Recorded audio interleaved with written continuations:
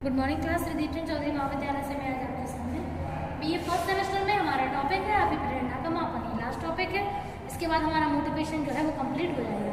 तो अभिप्रेरणा का मापन अगर हम बात करें तो आप जानते हैं कि साइकोलॉजी ऐसा सब्जेक्ट है जो साइंस में रखा जाता है। साइंस में क्यों रखा जाता है? क्योंकि जितनी भी चीज़ें साइकोलॉजी में बताई जाती हैं हर चीज़ के हम प्रमाण दे सकते हैं।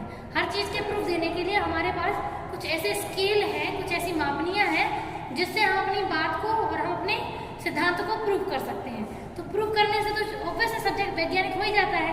तो ऐसे ही जो स्केल है, जो मापनियाँ हैं मोटिवेशन की, वो आपका कुछ इस आपके सामने है। ठीक है, तो फर्स्ट है प्रक्षेपण विधि। प्रक्षेपण विधि को हम लोग इंग्लिश में प्रोजेक्टिव मेथड कहते हैं। प्रोजेक्टिव का मतलब जानते हैं? प्रोजेक्टिव का मतलब होता है किसी भी चीज को एक तरीके से टारगेट कर लेना, उसे प्रोजेक्टिव बोलते हैं या प्रोजेक्ट कर लेना। ठीक है, तो जब हम किसी भी अपनी टारगेट चीज के साथ को प्रोजेक्ट कर लेते हैं तो प्रक्षेपण कहलाती है ना। तो यहाँ पे जैसे मान के चलिए आपने रोर्शक टेस्ट का नाम सुना होगा, टीएटी टेस्ट का नाम सुना होगा, और वर्ड कम्प्रीहेंशन का सुना होगा, वर्ड एसोसिएशन का नाम सुना होगा। तो ये क्या है? ये सारी वो विधियां हैं जिनमें व्यक्ति को अपने ही मस्तिष्क के द्वारा जो लाए गए थॉट्स होते हैं, मतलब व्यक्ति के सामने सब कुछ जो है मौजूद नहीं होता है, इनकम्प्लीट चीजें उनके सामने दी जाती हैं और उनका काम होता है उन चीजों को कंप्लीट करना। क्यों कंप्लीट करने से उनकी अपनी जो मेंटल लेवल है, जो मेंटल कंडीशन है, वो पता चलती है। ठीक है, तो हम प्रोजेक्ट कर लेते हैं एक तरीके से उन चीजों को, है ना। तो प्रक्षेपण विधि की अगर हम बात करें तो प्रक्षेपण विधि का मेन कार्य होता है कि जो भी चीजें व्यक्ति के आसपास एक तरीके से वो जो महसूस कर रहा है या जो भी उसके साथ चीजें चल रही हैं वो उसके मस्तिष्क में तो होता ही होता है। जब उसके मस्तिष्क में होता है तो कहीं ना कहीं उसको हम निकलवा से भी सकते हैं, चेक भी कर सकते हैं। तो चेक करने के लिए हमें कोई ऐसी मेथड यूज करें अगर कि जिसमें व्यक्ति को पता भी ना चले और उसके बारे में मालूम भी चल जाए तो ये बहुत बेहतर है। तो ऐसे बहुत ही कम टेस्ट हमारे पास मौजूद हैं, लेकिन जितने भी हैं सॉलिड है, बहुत ही बढ़िया रिजल्ट देते हैं। ठीक है, तो प्रक्षेपण विधि सबसे पहले अगर हम जैसे मान लो इसमें 3-4 विधियां हैं। पहली विधि है रोरशाक टेस्ट। ठीक है, तो रोरशाक टेस्ट किसने दिया था? रोरशाक टेस्ट दिया था हरमन रोरशाक ने। ठीक है, तो ये 1921 में आया था। इसमें इन्होंने क्या किया था, 10 कार्ड बनाए हुए इन्होंने चित्र जैसे। ठीक है, उसमें कुछ मतलब स्याही धब्बा टेस्ट बोलते हैं इसको। इसमें कुछ स्याही के ऐसे निशान टाइप के लगते हैं देखने में और कुछ चित्र टाइप के नजर आते हैं। तो क्या होता है, 10 कार्ड में कुछ अलग अलग इमेजेस बनी रहती हैं। तो प्रत्येक व्यक्ति की जो मतलब प्रत्येक व्यक्ति को वो कार्ड एक एक करके दिखाए जाते हैं और जब वो एक कार्ड दिखाया जाता है तो एक उसको ब्लैंक पेपर दिया जाता है और उससे बोला जाता है आपको इस कार्ड में जो भी चित्र, जो भी इमेज नजर आए आप उसमें उसका नाम लिखिए। ठीक है, तो उस व्यक्ति को उसको एक कागज पर उन चीज़ों को लिखना होता है। तो जैसे ये एक कार्ड कंप्लीट होता है, दूसरा कार्ड दिया जाता है, फिर एक ब्लैंक पेपर और दिया जाता है, फिर उससे बोला जाता है कि ये लिख के बताइए। तो ऐसे ही प्रत्येक व्यक्ति प्रत्येक चीज पर अपना एक तरीके से व्यू देता है।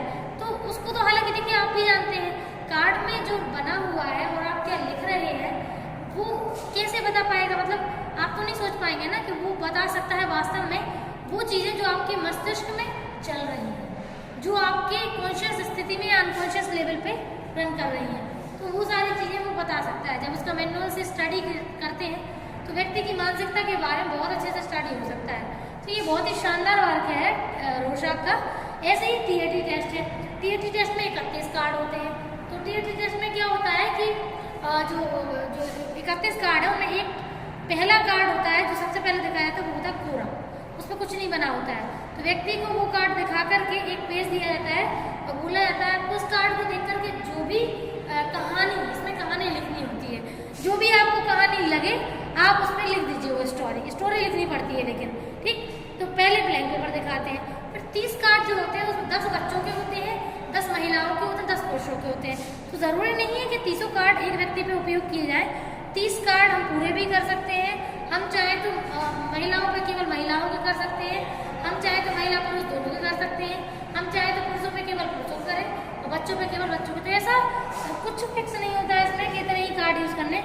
जिस प्रकार की परिस्थिति आपके सामने हो उस प्रकार से आप उस चीज को प्रयोग कर सकते हैं। ठीक है, तो ये है रोरशाक टेस्ट। ठीक है, तो रोरशाक टेस्ट है ये जो टीएटी टेस्ट है इसका फुल फॉर्म है थीमेटिक अपरसेप्शन टेस्ट। इसमें परसेप्शन करके एक स्टोरी टेलिंग करनी पड़ती है। तो जैसे ही एक कार्ड दिखाते हैं उसमें जो भी स्टोरी आपको, कुछ चित्र बने होते हैं लोगों के, उसमें कुछ लोग होते हैं, कुछ तस्वीरें होती हैं, तो उसमें आपको एक ब्लैंक पेपर देते हैं और बोलते हैं कि आप इसमें जो भी कहानी आपको लग रही है उस कहानी को आप लिख दीजिए, ठीक है।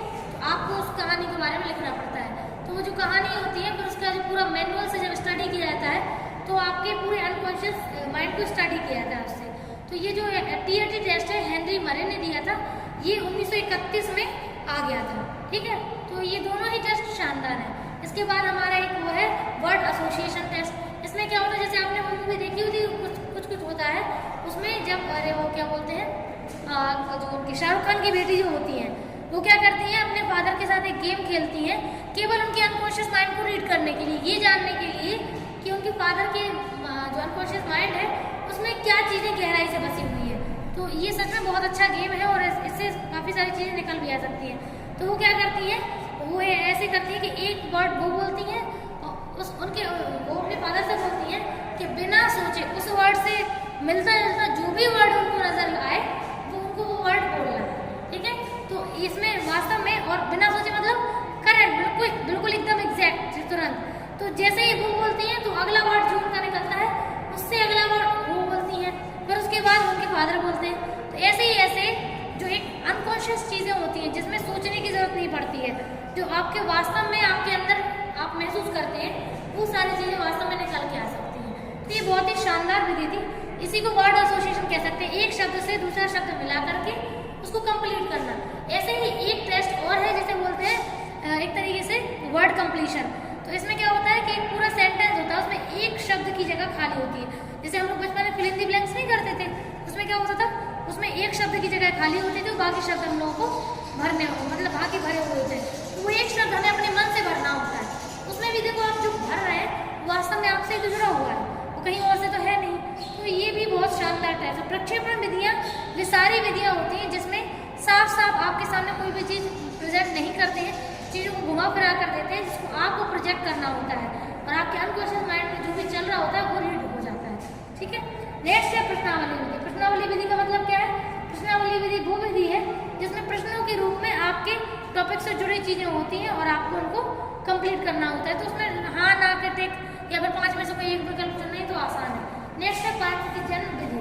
इसमें क्या होता है, इसमें एक व्यक्ति को एक सिचुएशन में डालते हैं, उस सिचुएशन के अकॉर्डिंग पर्सन अपना रिएक्शन देता है। जैसे ऑब्जर्वेशन मेथड होती है ना, वो ऐसे ही होती है, ठीक है। नेक्स्ट है ऐतिहासिक घटनाओं का विश्लेषण। हर व्यक्ति का अपना एक पास्ट होता है, उसका एक केस होता है। तो अगर व्यक्ति को कोई दिक्कत होती है, अगर हमें उसका केस स्टडी करना है, मान लीजिए उसकी पास्ट स्टडी को जान करके, तो हम ऐसे स्टडी कर सकते हैं। उसके दोस्त, उसके रिश्तेदार, उसके वर्क कॉलीग, ठीक है, उसके पड़ोसी, उसके फैमिली मेम्बर, उसकी पर्सनल लाइफ से रिलेटेड लोग, उसके जितने भी लोग उसकी लाइफ में क्लोज होते हैं, जिनसे रोज़ मिलना जुलना होता है, हम उससे बातचीत करके एक एक करके उनका सेशन लेते हैं और हम उन चीज़ों को कोरिलेट करने की कोशिश करते हैं, ठीक। नेक्स्ट है अवरोध विधि। अवरोध विधि क्या होती है? अवरोध विधि मतलब एक तरीके से जब व्यक्ति को अपने किसी भी वर्क में एक बीच में रोड़ा नजर आता है तो उस चीज़ों से वो परेशान हो जाता है। तो इस अवरोध विधि में हम ये देखते हैं कि पर्सन जो है वो किस जगह इरिटेट हो रहा है, कहाँ वो परेशान होता है, तो वहीं पर हमें फिर वर्क करना होता है। नेक्स्ट है चयन विधि। हर व्यक्ति अपने मोटिवेशन के अकॉर्डिंग चयन करता है चीज़ों का, तो इसका मतलब है चयन करने से उसकी मोटिवेशन का मालूम चल सकता है। अगला है सामान्य क्रिया स्तर विधि। नॉर्मल डेली रूटीन में व्यक्ति जो काम कर रहा है तो वो उसमें मोटिवेशन तो उसका होता ही है, तो छोटी छोटी चीज़ों को हम कोरिलेट करके उसके मोटिवेशन का पता लगा सकते हैं। लास्ट है अधिगम विधि। अधिगम विधि से सीखने के आधार पर व्यक्ति के अंदर जब अभिप्रेरणा डेवलप हो जाती है तो उसको हम लोग अधिगम विधि कहते हैं, ठीक। Thank you.